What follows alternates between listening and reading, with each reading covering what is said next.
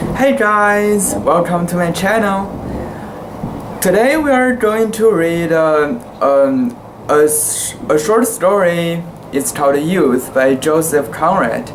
It's in this book right here.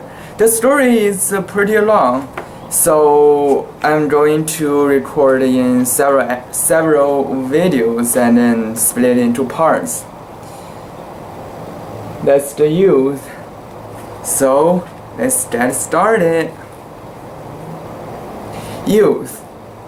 This could have occurred nowhere but in England, where man and sea interpenetrate, so to speak, the sea entering into the life of most men, and the man knowing something or everything about the sea, in the way of amusement, of travel, of bread winning.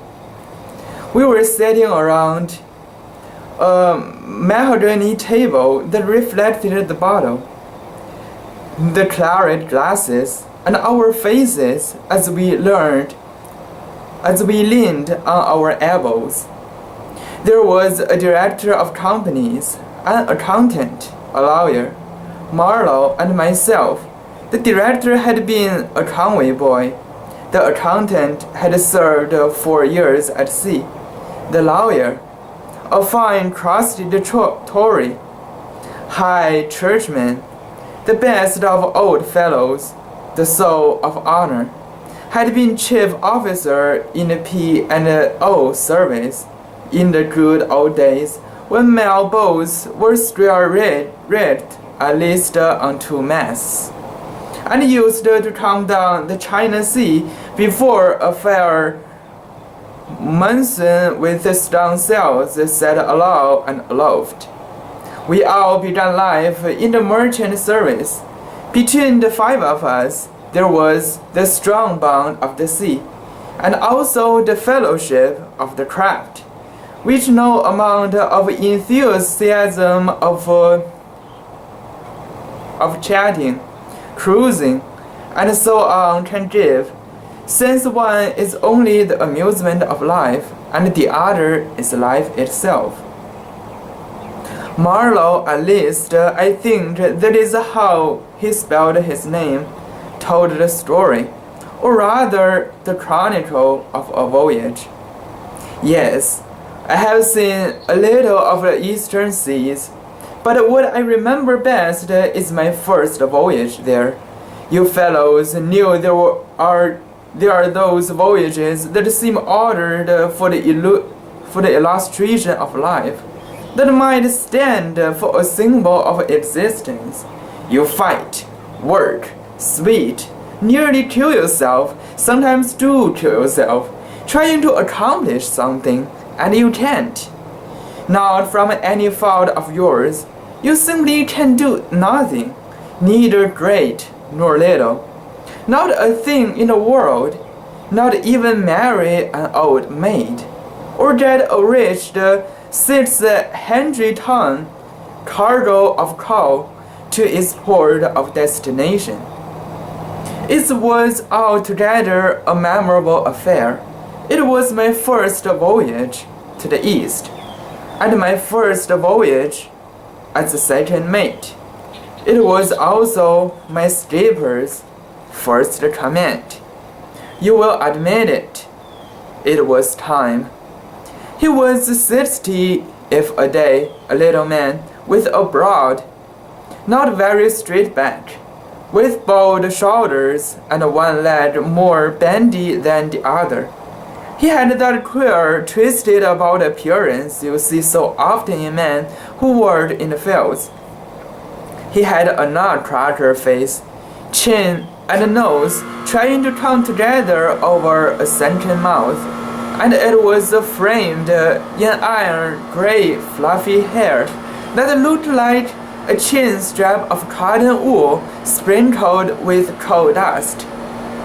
And he had blue eyes in that old faces of his, which were amazingly like a boy's, with that candid expression some quite common men preserve to the end of their days by a rare internal gift of simplicity of heart.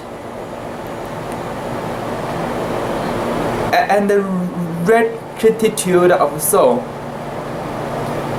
What induced him to accept me was a wonder. I had come out of a crack Australian clipper. Note: fast-sailing vessel, where I had been third officer, and he seemed to have a prejudice against crack clippers as aristocratic and high-toned. He said to me, "You know, in this ship you will have to work." I said I had to work in every ship I had ever been in. "Ah, but this is different. And you gentlemen out of them big ships. But there, I dare say you will do. Join tomorrow." I joined tomorrow. It was 22 years ago, and I was just 20. How time passes! It was one of the happiest days of my life. Fancy, second mate for the first time, a really responsible officer. I wouldn't have thrown up my new billet for a fortune. The mate looked me over carefully. He was also an old chap, but of another stamp. He had a Roman nose, a snow-white, long beard, and his name was Mahon. But he insisted that it should be pronounced man. He was very connected, yet there was something wrong with his lodge, and he had never got on. As to the captain, he had been for years in coasters, then in the Mediterranean, and last in the West Indian trade. He had never been round the Capes. He could just write a kind of sketchy hand and didn't care for writing at all. Both were thorough good seamen, of course, and between those two old chaps, I felt like a small boy between two grandfathers. The ship also was old. Her name was Julia. Queer name, isn't it? She belonged to a man Wilcox, some name like that, but he has been bankrupt and dead these 20 years or more, and his name don't matter. She had been laid up in Shadwell Basin for ever so long. You may imagine her state. She was all rust, dust, grime, soot aloft, dirt on deck.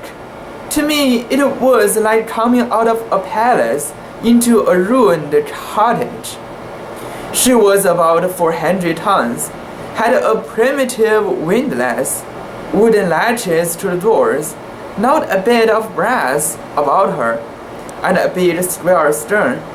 There was on it, below her name, in big letters, a lot of scroll work, with a gilt off, and some sort of a coat of arms, with a motto, "Do or die," underneath. I remember it took my fancy immensely. There was a touch of romance in it, something that made me love the old thing, something that appealed to my youth. We left London in sand ballast, to load a cargo of coal in a northern port for Bangkok. Bangkok, I thrilled. I had been 6 years at sea, but I had only seen Melbourne and Sydney, very good places, charming places in their way. But Bangkok, we worked out of the themes under canvas, with a North Sea pilot on board. His name was German, and he dodged all day long about the gallery, drying his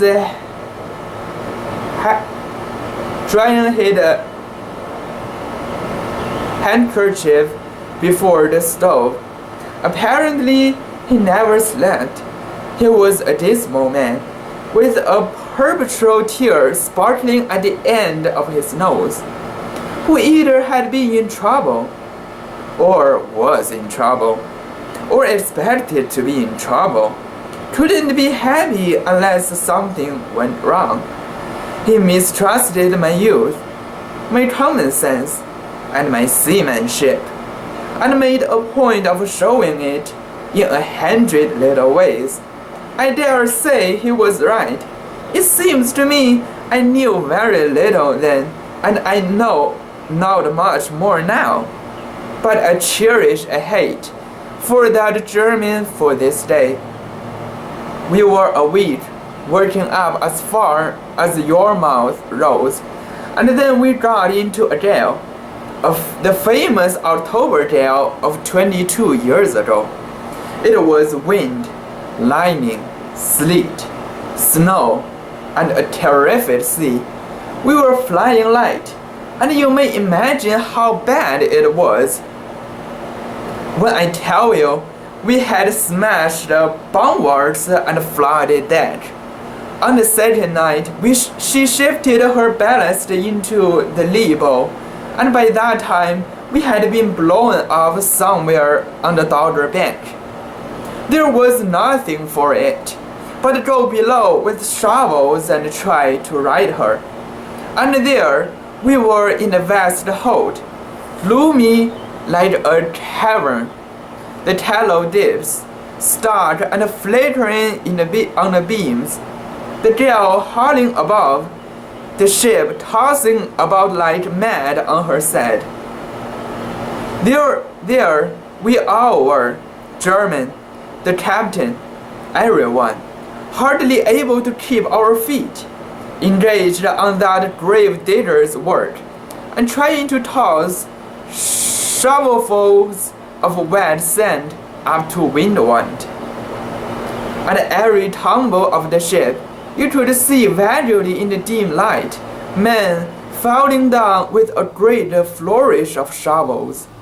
One of the ship's boys, we had to, impressed by the weirdness of the scene, wept as if his heart would break. We could hear him blubbering somewhere in the shadows. On the third day, the gale died out, and by a north country tide picked us up. We took 16 days in all to get from London to the Tyne. When we got into dock, we had lost our turn for loading, and they held us off to a tair, where we remained for a month. Mrs. Beard, the captain's name was Beard, came from Colchester to see the old man. She lived at the board. The crew of runners had left.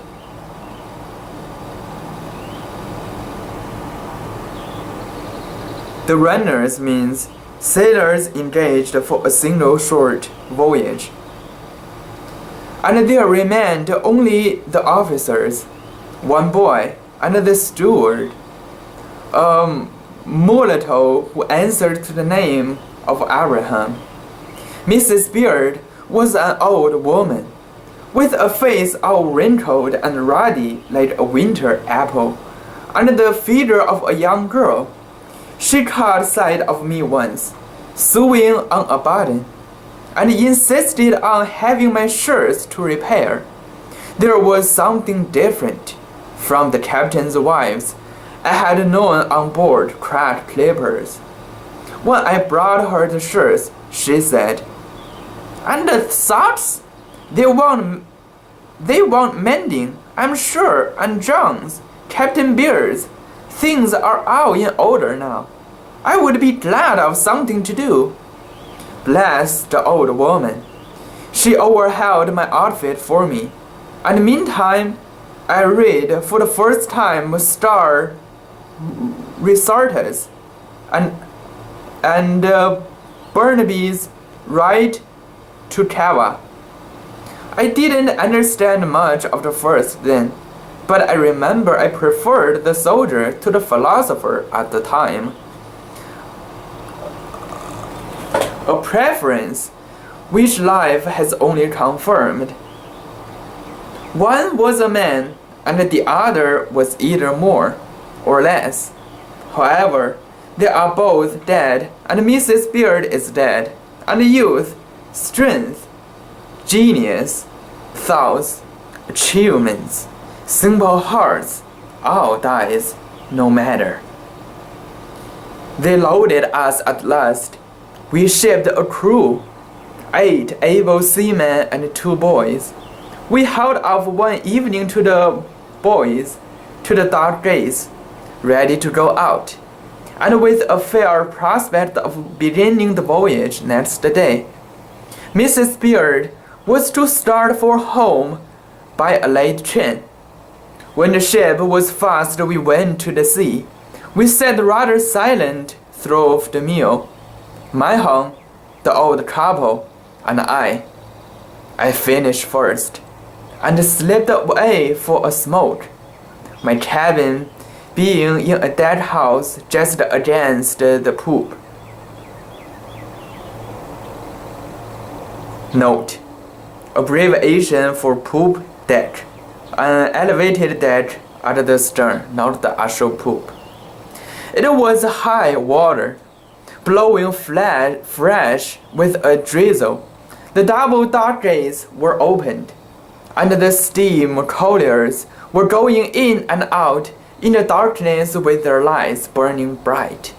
A great splashing of propellers, rattling of winches, and a lot of howling on the pair heads. I watched the procession of headlights gliding high and of green lights. Gliding low in the night, when suddenly a red gleam flashed at me, vanished, came into view again, and remained.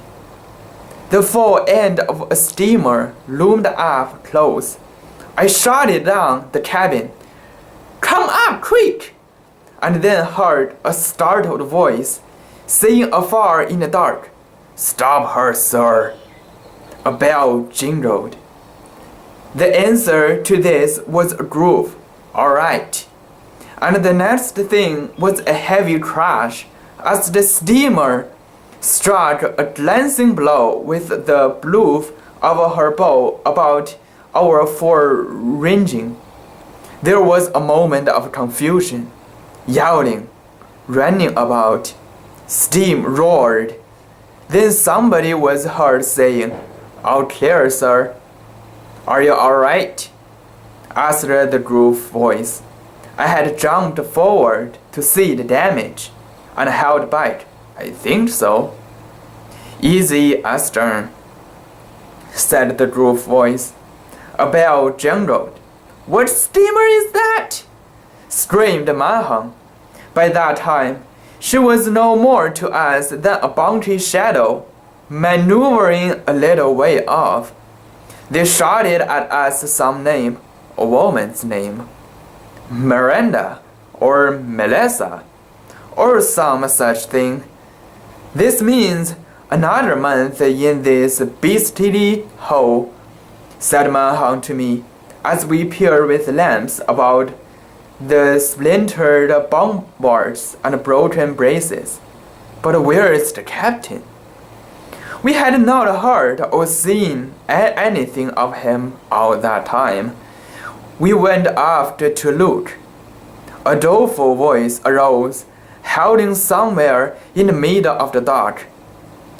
"Judy ahoy! How the devil did he get there?" "Hello!" we shouted. "I am adrift in our boat without oars," he cried.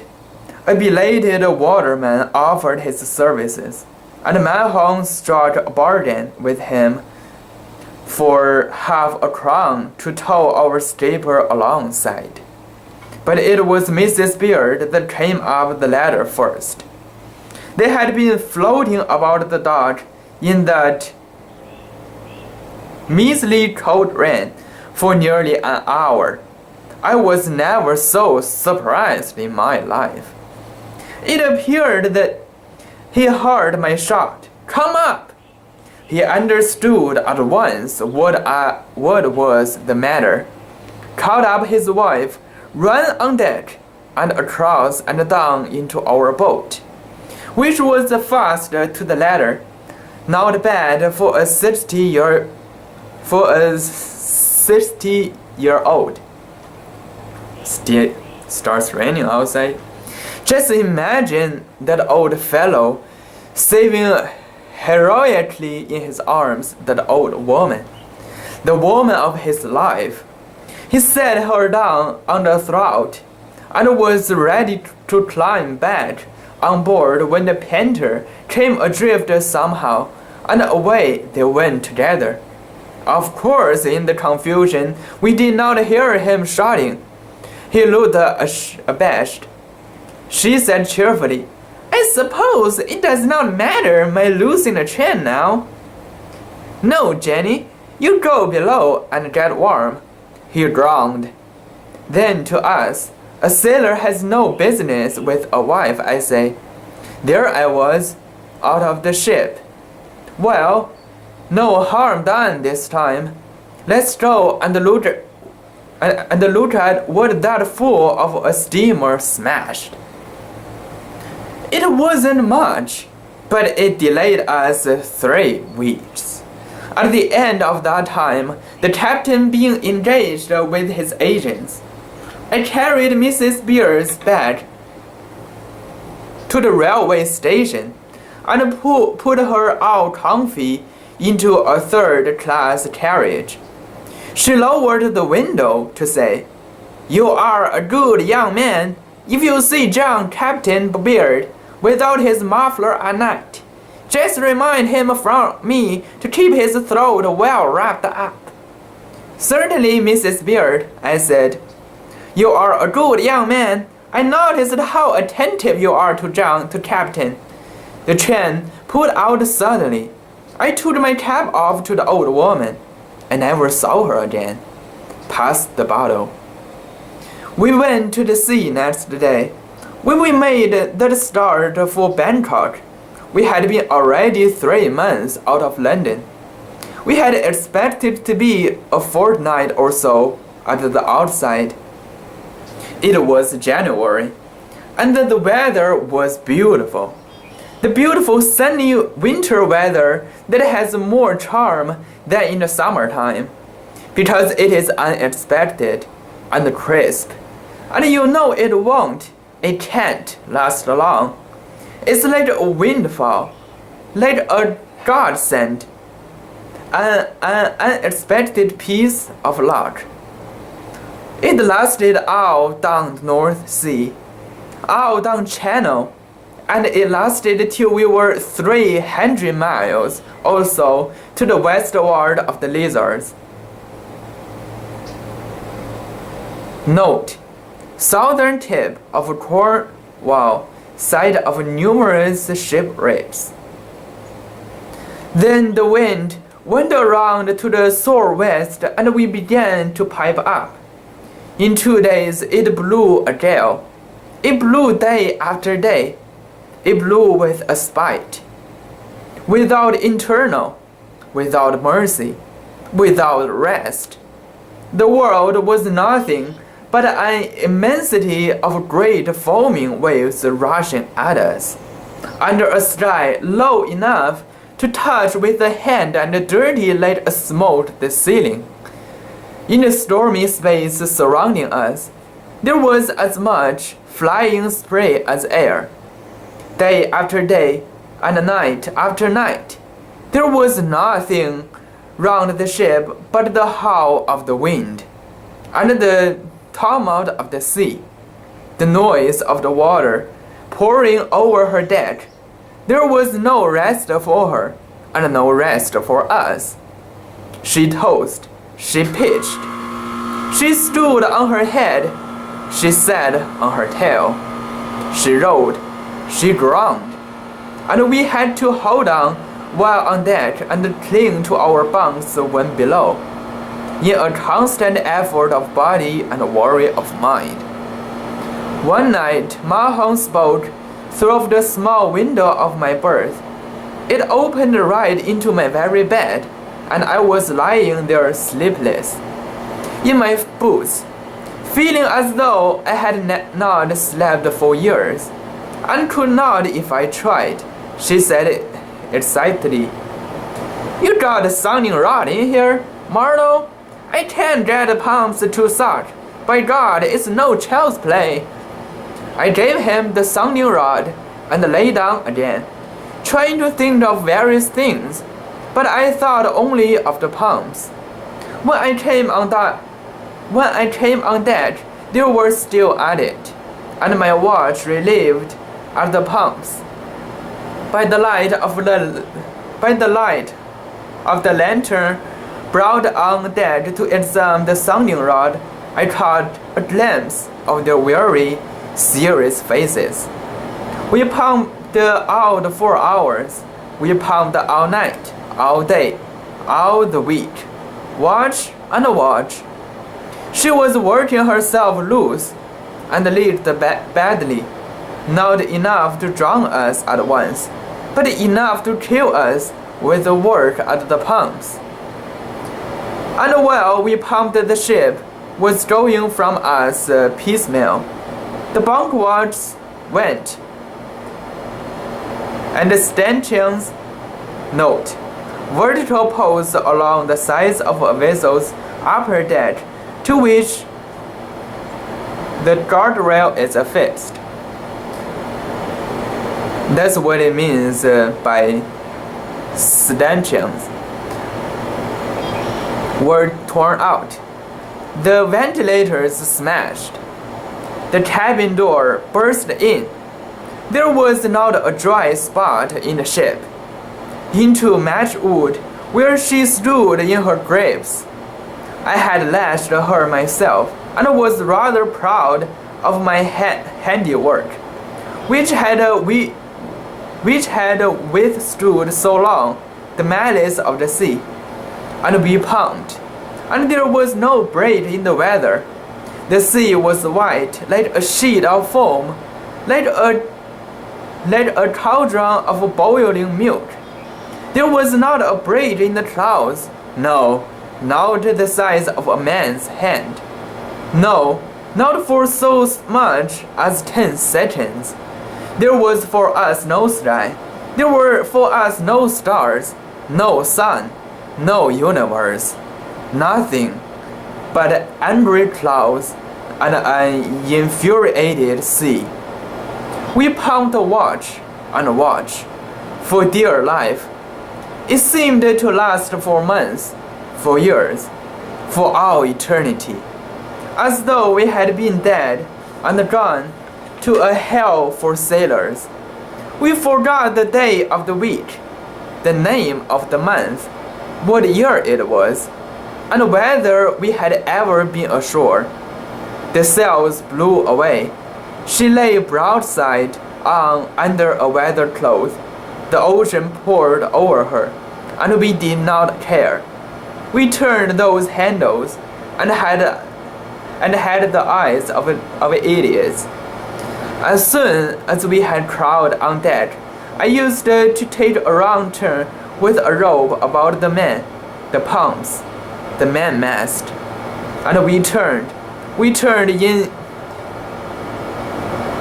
incessantly with the water to our waists, to our necks, over our heads.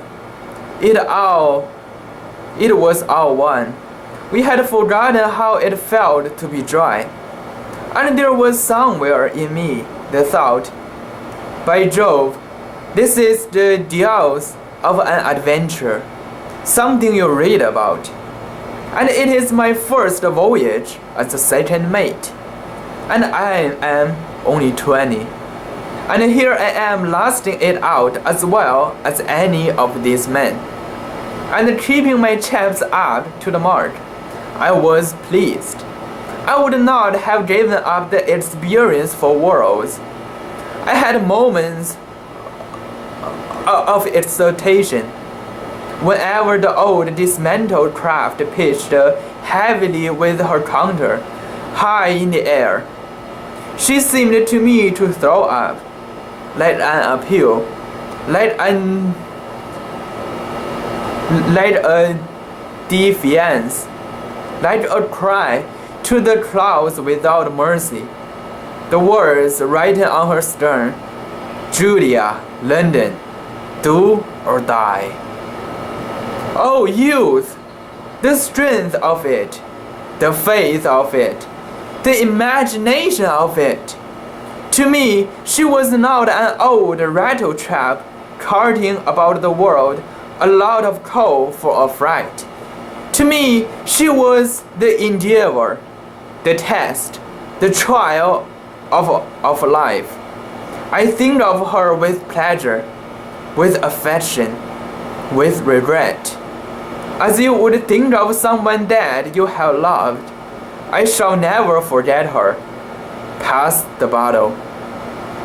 One night, when tied to the mast, as I explained, we were pumping on, defiant with the wind, and without spirit enough in us to wish ourselves dead. A heavy sea crashed aboard and then swept clean over us. As soon as I got my breath, I shouted, as in duty bound, "Keep on, boys!"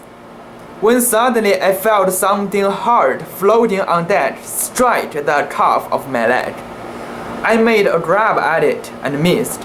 It was so dark, we could not see each other's faces within a foot. You understand? After that thump, the ship kept quiet for a while, and the thing, whatever it was, struck my leg again. This time I caught it, and it was a saucepan. At first, being stupid with the fatigue and thinking of nothing but the pumps, I did not understand what I had in my hand. Suddenly it dawned upon me, and I shouted, "Boys, the house on deck is gone. Leave this and let's loot for the cook." There was a dead house forward, which contained the gallery, the cook's berth, and the quarters of the crew.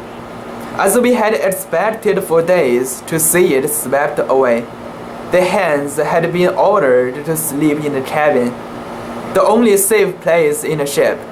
The steward, Abraham, however, persisted in clinging to his berth, stupidly, like a mule, from sheer fright, I believe, like an animal that won't leave a stable falling in an earthquake. So we went to loot for him. It was chancing death. Since once out of our latchings, we were as exposed as if on a raft. But we went. The house was shattered as if a shell had exploded inside. Most of it had gone overboard. Stove, men's quarters, and their property, all was gone. But two posts, holding a portion of the bulkhead to which Abraham's bunk was attached, remained as if by a miracle. We groped in the ruins and came upon this, and there he was, sitting in his bunk, surrounded by foam and wreckage, jabbering cheerfully to himself. He was out of his mind, completely and forever mad, with this sudden shock coming upon the fat end of his endurance.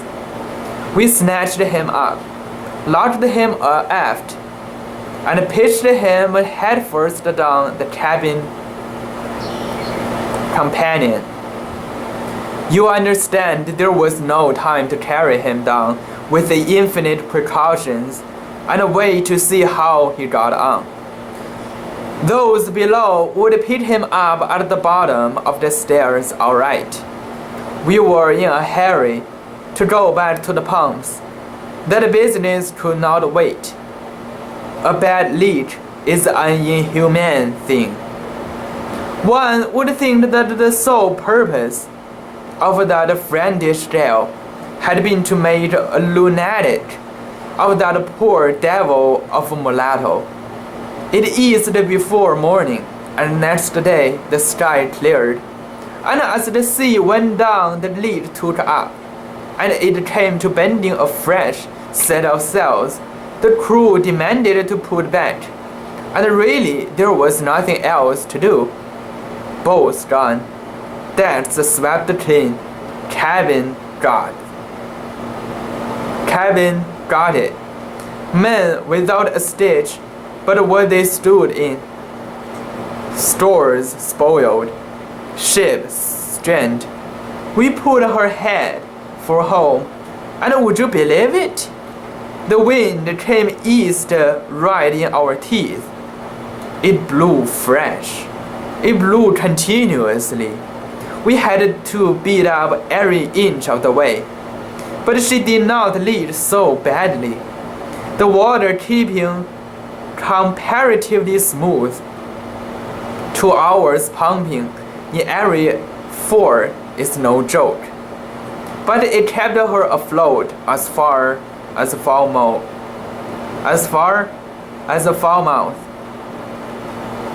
That's the seaport in Cornwall. The good people there live on casualties of the sea, and no doubt were glad to see us. A hungry crowd of shipwrights sharpened their chisels at the sight of the carcass of a ship, and by Jove, they had pretty pickings of us before they were done. I fancy the owner was already in a tight place. There were delays. Then it was decided to take part of the cargo out and cut her topsides. This was done. The repairs finished. Cargo reshipped. A new crew came on board, and we went out for Bangkok. At the end of the week, we were back again. The crew said they weren't going to Bangkok. 150 days passage in a something hooker that wanted pumping 8 hours out of the 24, and the nautical papers inserted again the little paragraph. Julia, bark, time to Bangkok, coals, put back to Falmouth leaky, and with the crew refusing duty. There were more delays, more tinkering. The owner came down for a day and said she was as right as a little fiddle. Poor old Captain Beard looked like the ghost of the Jordan skipper, which means mules. Through the worry and humiliation of it. Wow, it's raining pretty heavy now. Mahon said it was a foolish business and would end badly. I loved the ship more than ever and wanted awfully to get to Bangkok. To Bangkok, magic name, blessed name. Mesopotamia wasn't a patch on it. Remember, I was 20, and it was my first second mate's billets, and the East was waiting for me. Alright guys, I think this videos I'm gonna end here. Let's continue with part 2 of this video of dramatic reading of Youth by Joseph Conrad. See you guys later. Thanks for watching. Bye.